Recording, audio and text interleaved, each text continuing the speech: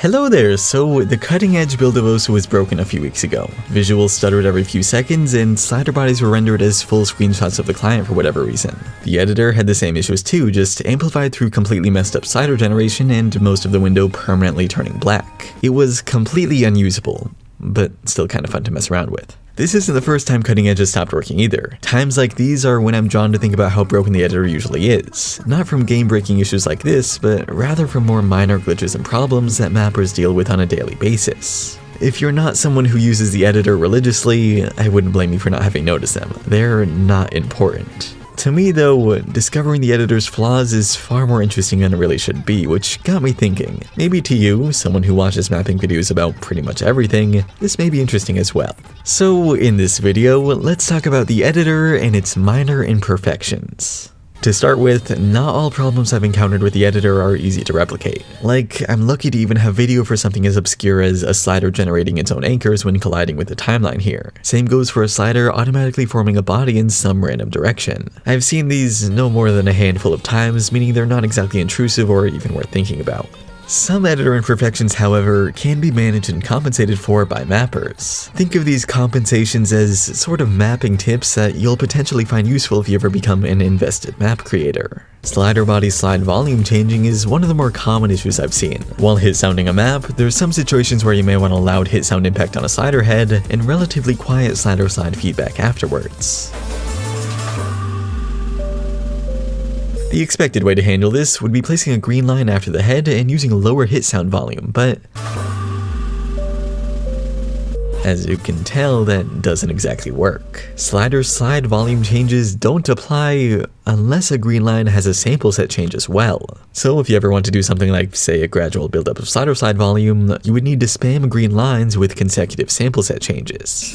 Speaking of timing points, everything about the timeline is plagued by the effects of millisecond rounding. Red lines here control the map's BPM and therefore synchronization to a song, but not every BPM value perfectly aligns with a millisecond value on every beat, so the editor rounds numbers in the bottom left and timing ticks to the nearest millisecond. When timing songs with complex time signatures, you'll often find yourself snapping multiple red lines back to back with the same BPM values. You'd think something like this doesn't affect the accuracy of timing in any way, but as the number of red lines gets higher, rounding starts to take effect. In 2015's Loquacity Year Mix, for example, the mapper originally had a red line splitting each song in the 20-song compilation. That meant 20 red lines with the same BPM value sort of lined up next to each other. Timing began correct, but gradually shifted to around 10 milliseconds late by the end due to rounding a fraction of a millisecond each song. 10 milliseconds admittedly is not a big deal, but you can only imagine how much worse this gets with more red lines, so it's something to at least be aware of.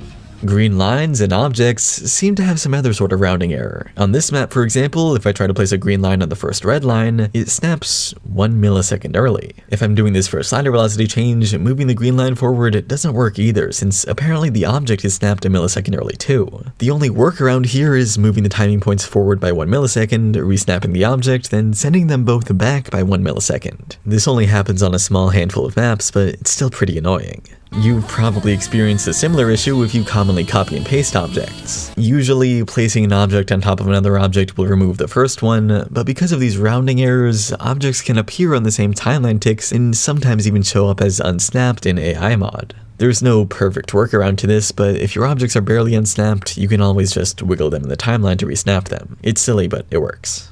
What I find more interesting than this timeline stuff though is the editor itself, the huge playfield and grid which house their own weird imperfections. These became pretty obvious to me when I tried mapping in the old Osu clients a few months ago. On the left here is the 2008 client, and on the right is a modern one we're all used to. Nothing unexpected here, but when I entered the editor in both, the 2008 client slightly increases in height to make room for the menu options at the top. The modern client looks unchanged, but it's actually just shrinking everything a tiny amount to fit within the pre-assigned resolution.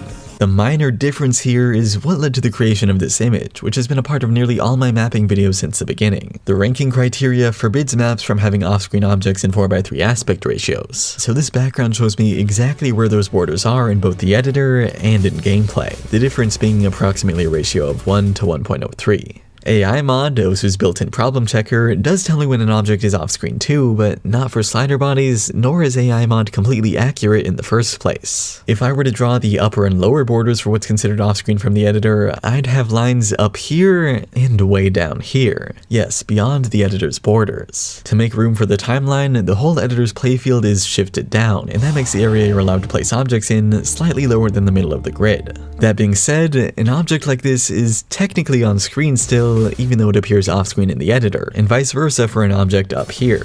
So okay, we talked about some rounding errors and some weird playfield calculations. Combine the two of those and you get what I find most frustrating about the editor, what made me want to complain about editor imperfections the most. Rounding errors on the playfield for object placements. To even remotely understand what that means, we first need to cover how the editor playfield and its grid works. Osu's object coordinate system is based on the game running at a 640 by 480 resolution. Any objects placed on the grid use whole number values, so regardless of what resolution someone's playing at, they'll always be playing the same exact map. That's why moving an object around the grid is kind of stuttery even with grid snap disabled. Osu is only accounting for pixels at 640 by 480, not whatever your personal resolution is. Well, that's what's supposed to happen. In too many situations though, objects don't appear on whole pixel coordinates, which can lead to some problems that get under my skin more than they should. Stacks are what first come to mind in regards to this. As you should already know, stacks are not actually part of the editor. They were originally only rendered in gameplay, appearing in the editor as perfectly overlapping objects. With that in mind, what are the exact coordinates of stacked objects? If you ask most mappers, they tell you that a stacked object is up and to the left from the base object by 4 pixels. With stacking enabled in the editor, that's what the coordinates up here say most of the time too, yet something's not right here. For the sake of demonstration, here's 50 objects in the same stack. Below it is 50 objects manually stacked through moving each object 4 by 4 units. It's subtle, but you should be able to see a little bit more of the blue combo color between each circle in the lower grouping compared to the upper one. And more importantly, because each grouping is based against the rightmost wall of the grid, we can see that the manual stack reaches a bit further towards the middle of the playfield. That means automatic stacks are less than 4 pixels up and to the left from each other. But up here is a grouping of 50 manually stacked objects 3 by 3 units apart. It falls short compared to the one below, meaning automatic stacks are somewhere between 3 and 4 pixels up and to the left from each other, coordinates unachievable by manually placing objects. When changing circle size, this gets even weirder. Bigger circles lead to a taller automatic stack and smaller circles lead to a shorter one. So why does this matter? There's a ton of situations you might find yourself needing to manually stack objects. When doing so, consider what circle size you're using. CS 3.2 is pretty much 4 by 4 pixels, while CS 5.5 is just about 3 by 3 pixels. Whichever CS value you're closer to, it dictates the amount of pixels you should offset objects by to manually stack. And keep in mind that if your CS is somewhere in between, your manual stacks will end up looking wrong. Nothing you can do about that because of rounding. But really, you should be able to. There are ways to smoothly move objects without the restriction of a 640 by 480 resolution grid, like through rotation for example. I rotated these objects by a few degrees, and now when I try to place an object on top of them, I can't line them up perfectly. The rotated objects are on fractions of the editor's supported pixel values. The same thing can happen when creating streams from slider bodies or from the polygon creation tool. Anything that generates objects without manually placing them ignores the 640 by 480 restriction. Only in the editor though. When testing the map, object locations are recalculated, and when you go back in the editor, they're snapped to whole pixel values. For circles, this type of rounding has next to no effect, but for sliders, this rounding has haunted me in nearly every map I've made, and you've definitely encountered it too.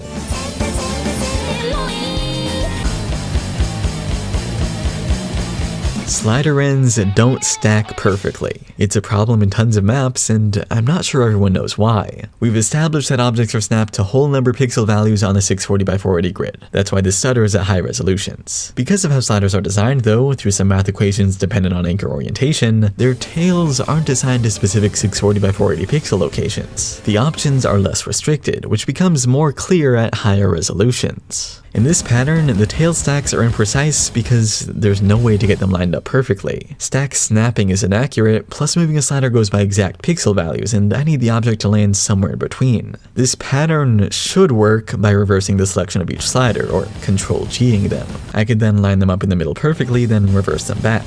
It looks pretty good, and this is how I imagine lots of people manage their overlap slider tails, but rounding completely breaks this. Just like the previous rotation, stream, and polygon examples, the slider head locations move to specific whole number pixels after test playing, making the slider ends misaligned again. I've heard a number of times from mappers that slider ends move on their own, so it's not worth trying to perfectly stack them, but I don't think they knew exactly why that was happening. It's because of rounding, and it only occurs when you try to move a slider end through any tool other than the anchors directly. The most common fault of this coming from the Ctrl-G command. The last element to this issue is how stacked objects automatically snap under slider ends. Because of this snapping thing, they appear to be stacked correctly, but test playing reveals that they just haven't been rounded to their actual positions yet, making it really feel like some objects are moving on their own. I'm sure you get why this could be a problem by now. Just about all mappers nowadays disable grid snap because they want freedom with object placement, and requiring a 640x480 grid for circles but not slider ends makes it feel like an unnecessary restriction that only causes weird misalignments. Hopefully this, and really just about everything else I mentioned here, is resolved in a future, less buggy version of the editor. A version where even the tiniest of problems and glitches will, actually get fixed. So yeah, the editor is imperfect in a ton of ways, which I both find interesting and helpful to know when solving certain niche mapping problems. Even if you're not a mapper and don't find use for these tips though, I hope you at least found them as cool to dissect as I have. Anyway, thanks for watching, and I'll see you next week.